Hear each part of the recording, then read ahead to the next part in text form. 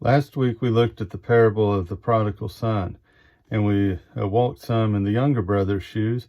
And this week what we're going to do is to walk alongside the older brother as far as what he did there. The main text is Luke chapter 15, and let's read there. Luke 15, verses 11, all the way through verse 32. Jesus continued, "There was a man who had 2 sons. The younger one said to his father, 'Father, give me my share of the estate.' So he divided his property between them. Not long after that, the younger son got together all that he had and set off for a distant country, and there he squandered his wealth in wild living. After he had spent everything, there was a severe famine in the whole country, and he began to be in need. So he went and hired himself out to a citizen of that country, who sent him to his fields to feed the pigs. He longed to fill his stomach with the pods that the pigs were eating, but no one gave him anything.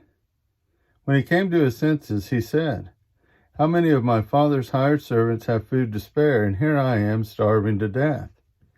I will set out and go back to my father and say to him, Father, I have sinned against heaven and against you. I'm no longer worthy to be called your son. Make me like one of your hired servants.' And so he got up and went to his father. But while he was still a long way off, his father saw him and was filled with compassion for him. He ran to his son, threw his arms around him, and kissed him. The son said to him, 'Father, I have sinned against heaven and against you. I'm no longer worthy to be called your son.' But the father said to his servants, 'Quick, bring the best robe and put it on him. Put a ring on his finger and sandals on his feet. Bring the fattened calf and kill it. Let's have a feast and celebrate. For the son of mine was dead and is alive again. He was lost and is found.' And so they began to celebrate. Meanwhile, the older son was in the field. When he came near the house, he heard the music and the dancing. So he called one of the servants and asked him what was going on. 'Your brother has come,' he replied, 'and your father has killed the fatted calf because he has him back safe and sound.' The older brother became angry and refused to go in, so his father went out and pleaded with him. But he answered his father, 'Look, all these years I've been slaving for you and never disobeyed your orders. Yet you never gave me even a young goat so that I could celebrate with your friends. But when this son of yours who has squandered your property with prostitutes comes home, you kill the fatted calf for him.' 'My son,' the father said, 'you're always with me, and everything that I have is yours. But we had to celebrate and be glad because this brother of yours was dead and is alive again. He was lost and is found.'"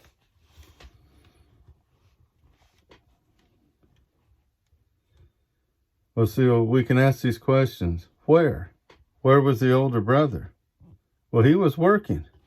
Did he rejoice when he heard the news? No. He was angry. Why?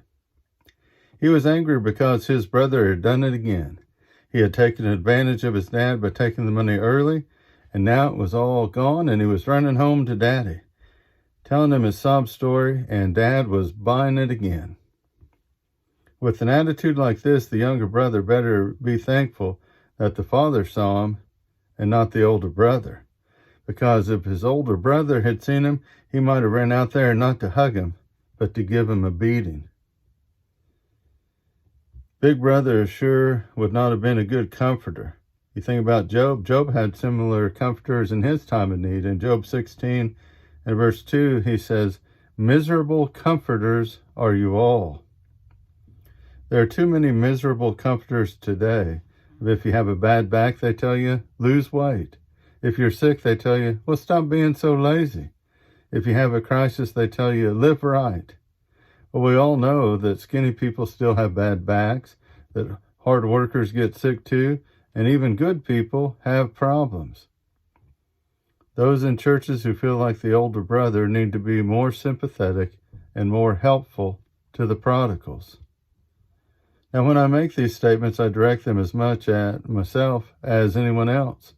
The older brother has many admirable qualities. He's dependable. He's managed his money. He's not drunk. He is not ignorant. He is someone who is intelligent. And those are all terms that I would like to think are said about me. But here's the problem. He lets those good traits turn into a seed of resentment between him and his brother. He has fooled himself into thinking, I'm better than my little brother. No way can he be as good as me. And so he has become self-righteous and refused to forgive his brother in his heart. And you see his resentment clearly in verse 30. Just like I know if I come home from work and Gretchen says, well, Gabriel did this, well, typically something good is following. But if she were to say, your son did this, well, then I just don't really care to hear what has happened. Now, I don't know how that works, but our son quickly becomes your son if he misbehaves. And this is what happens to the prodigal here in verse 30. He's not my brother when he speaks to his dad, but he's your son.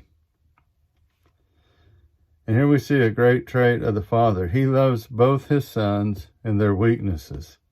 He didn't give up on the prodigal and his weakness for immoral living, and he doesn't give up on the older brother and his penchant for self-righteousness. This older brother thought that the prodigal didn't deserve forgiveness, and he forgets this big point that none of us deserve forgiveness. There was a preacher years ago, and he was in a meeting to discuss an opportunity to help a needy family. And one of the complaints of another person there at this meeting was this: if this family doesn't deserve our help. And the minister spoke up and replied, show me in Scripture where it says that any of us deserve it. We don't deserve it, but God knows that we need his help. To me, I'm also reminded of a time, which of course I often have car problems, but it was a time I was going up to my sister's in Chicago. And I mean, I was on that main tollway there. And just like you've probably driven through there and think, oh boy, I hope my car never breaks down here. Well, pretty much right there where everybody's kind of speeding up after they've gone through that toll booth is where I had some pretty serious car issues. And I didn't deserve the kind help that I received from others, but let me tell you, I truly appreciated it. And I was reminded of God's graciousness with me and how he has helped me so much. And of course that I need to be very helpful to others. And I think that one hindrance to sharing is that we're often afraid that if more come to Christ, somehow it'll be less for us. We let the deserving it be a smokescreen for the fact that we just don't want to share heaven as much as we should. What I often call this is that the heaven is like bacon syndrome. Say you cook 12 strips of bacon for breakfast, and if there's 4 in your house, well, that's 3 strips of bacon for each of you. But my goodness, if you have a whole bunch of people there, if there's 8 people and 12 strips of bacon, that's only like 1.5 pieces of bacon. Well, that's not enough. And we kind of think to ourselves, well, if more people come to heaven and come to Christ, then somehow or another it's going to lessen the greatness of heaven. Well, that's not the case at all. We need to realize that God is generous, and there could be 10 million people in heaven, there could be 50 million, there could be billions and billions, and it's not going to make any difference to make heaven any less for you or me. Jesus says in the parable of the workers in Matthew 20 and verse 15, are you jealous because I am generous? The amount of people in heaven will not decrease my eternal blessings. It can only increase it. Now the father corrected his older son. He said, we had to celebrate. There are times when we are expected to celebrate, and if we don't do, then something is wrong with us. Some examples from daily life would be when a child is born, Christmas at grandma's, high school graduation, a wedding day. You don't have to force yourself to be happy. It's just the natural response. And the same is true spiritually. When a sinner returns to the Lord, you and I should rejoice. And if we don't, there's something wrong with us. If you think, I bet this isn't sincere, or I wonder how long this phase will last, or here we go again. Hopefully you see that you are the one with the problem. As I think about this, and of course as I think about those listening, I'm certain there are some who are prodigals listening to this lesson. And I'd like to bring home a few points for you. First, don't be intimidated. Each and every one of us as Christians has all played the part of prodigal at some point in our lives. Secondly, if you're looking for the right words, look no further than Luke 15 and verse 18 as we've read. Father, I have sinned. This is an excellent starting point. Thirdly, you may be paranoid, wondering, what are other people going to think about you? Well, don't let that keep you from responding to the Father, because God will truly rejoice if you come home. And if your brother or sister does not rejoice with you, that's his or her problem, not yours. Have you ever noticed that the parable keeps you hanging?